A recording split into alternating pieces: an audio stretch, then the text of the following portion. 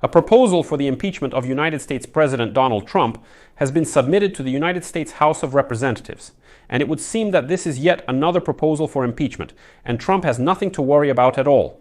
But, as the publication writes, the advisors to United States President Donald Trump are seriously considering the possibility that he will be impeached again if the Democrats take control of the House of Representatives next year. And here we have some interesting analysis, interesting results from sociological surveys. Because the majority of Americans consider Donald Trump a dangerous dictator who poses a threat to democracy, they believe that the president has already exceeded his authority. In addition to this, Trump has faced a record drop in ratings, but still, not everything is so bad for the United States president because there is a decline, but it's not exactly critical. So that he, would be tearing his hair out, but he is still tearing his hair out because Trump has already gotten upset about the media poll regarding his ratings and said that it's all fake, that you're all lying. So in this episode, we'll talk about ratings, about what Americans think of Donald Trump, about impeachment, and about the reaction to this impeachment in the White House. I'm Alexei Pecci. It's April 29th, so let's go through everything step by step. A proposal to impeach United States President Donald Trump has been submitted to the United States House of Representatives. In particular, such a proposal was submitted by Congressman Sri Thanadar from the state of Michigan. And as he wrote, quote, I have introduced articles of impeachment against President Trump. When Trump ignores the Constitution, Congress, and the courts, he is not fighting for America, he is destroying it and putting our democracy at risk. Thanadar clarified that he had filed 7 articles of impeachment in which Trump is accused of a number of serious violations. Among the charges brought is the deportation of Kilmer Abrego Garcia, who, according to Thanadar, was mistakenly sent to El Salvador. I have a dedicated YouTube episode covering this entire story. The congressman also accuses Trump of illegally cutting budget expenditures for certain government agencies through the Department of Government Efficiency, DOJA. Elon Musk did this without the approval of Congress, even though he was supposed to do so. Among other grounds for impeachment, Thanadar cited Donald Trump's aggressive tariff policy, which harmed the international economy, pressure on the media, violation of the First Amendment of the United States Constitution, bribery, interference in the activities of the courts, and illegal collection of citizens' personal data. Next, he quotes Anadar, Article 7, Tyrannical Abuse of Power. Trump is trying to concentrate unlimited power and destroy the constitutional boundaries of the presidency. In our country, we have presidents, not kings. This is not just a crime, this is a crime that falls under impeachment. Let me explain a little bit here about the legal and judicial part of bringing articles of impeachment.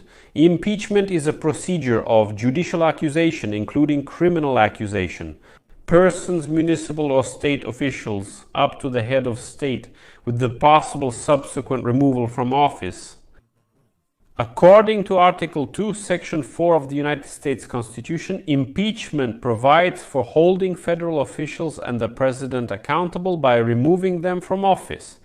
If it's a quote, they are found guilty of treason, bribery, or other high crimes and misdemeanors. To declare impeachment, the charges must be approved by both the House of Representatives and the Senate of the United States Congress. During the proceedings in the Senate, the House acts as the prosecution, while the senators essentially become members of the jury. For impeachment to take place, the support of at least 2/3 of the senators is required, that is at least 67 votes. As you understand, since the Republicans currently control the Senate, this is unlikely unless something truly extraordinary happens. Nevertheless, as the publication writes today, advisors to Donald Trump are seriously considering the possibility that he could be impeached again if the Democrats take control of the House of Representatives next year.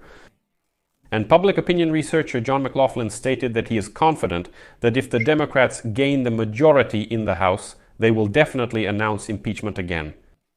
Being the only president, as it is written, who has been impeached twice, Trump and his team understand very well how much of a heavy burden this process can be for the White House and how it can interfere with the president's plans. Despite not controlling the House, Democrats are signaling their intention to pursue another impeachment against Trump. Michigan Representative Shri Tanedar fired a warning shot and introduced 7 articles of impeachment against Trump for the way he handled immigration issues, humanitarian aid, and judicial decisions. And Georgia Senator Jon Ossoff became the first senator from a swing state to express support for Trump's impeachment. The threat of impeachment intensified the Trump administration's efforts to push as many items of its agenda through Congress as possible before the midterm elections of 2026, especially his plan to extend the tax cuts of 2017. However, the threat of a new impeachment could also help Trump's team motivate his inconsistent base. Democrats are under pressure from their base, that is, voters, who demand that they oppose Trump more decisively, and the promise to impeach Trump will likely help Democrats raise money from grassroots donors and increase the national standing of Democratic lawmakers. However, some Democratic leaders and strategists believe they need to show moderation in order to attract swing voters who supported Trump in 2024 and whom the Democrats need to win the elections. Impeachment is undoubtedly a damaging process, but for Trump, it no longer holds the same significance it once did. It's important to note that while this is indeed impeachment, it has already occurred twice before without significant consequences. And here is attorney David Schon, who defended Trump during his first impeachment over aid to Ukraine, stating that, in his opinion, the president will remain calm and untroubled. This will be yet another attempt to disrupt the agenda for which he was elected. However, Schon added, quote, "I think he also realizes that although some on the far left would welcome this, it would most likely help him politically." Against the backdrop of 2 previous attempts and other attacks over the past 4 years, which I believe motivated many voters to vote specifically for him.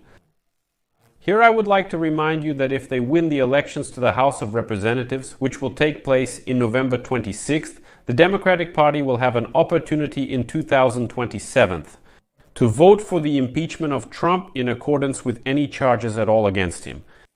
However, this does not mean the president will be removed from office, as the impeachment must also be supported by the Senate. It's unlikely the Democratic Party will hold 2/3 of the Senate seats in 2027. It is completely unrealistic for Democrats to get a 2/3 majority under any conceivable circumstances. Accordingly, most likely in that case, the Senate will acquit Trump and the impeachment will not be completed. It was exactly according to this scenario that Donald Trump was impeached twice during his first term, in 2019 and in 2021. And both times the Senate simply acquitted him, and the impeachment was not completed. But here there is another problem. The thing is, recently the results of sociological surveys were published, and these results do not please the White House. According to a poll by American broadcasting company News and the Washington Post, only 39% of Americans approve of Trump's work in office. This is 6% less than in February, and it is an anti-record for the first 100 days of a president in the United States.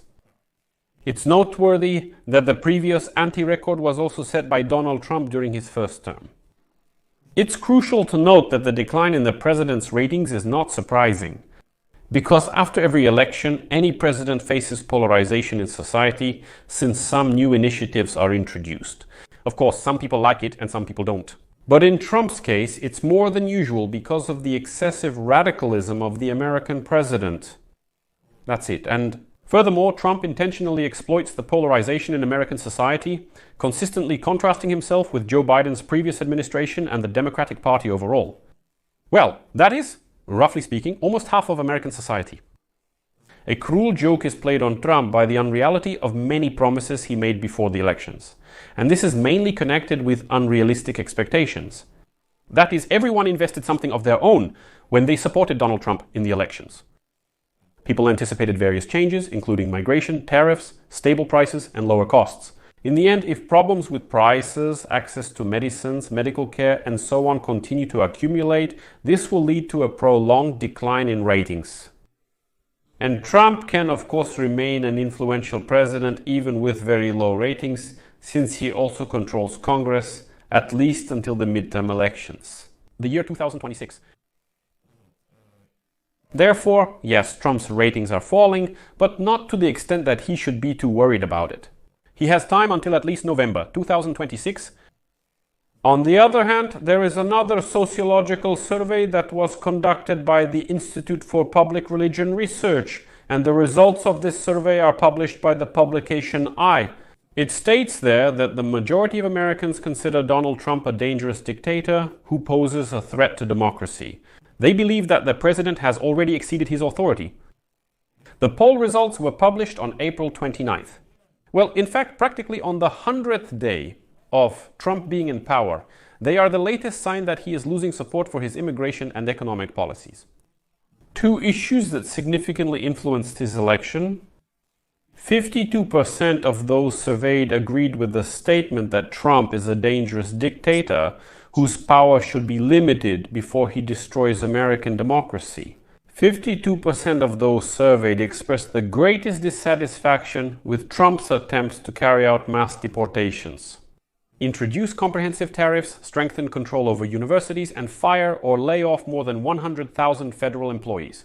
As the director of this institute writes, quote, "The majority of Americans consider, and I think that most Americans are concerned, that American democracy is under threat.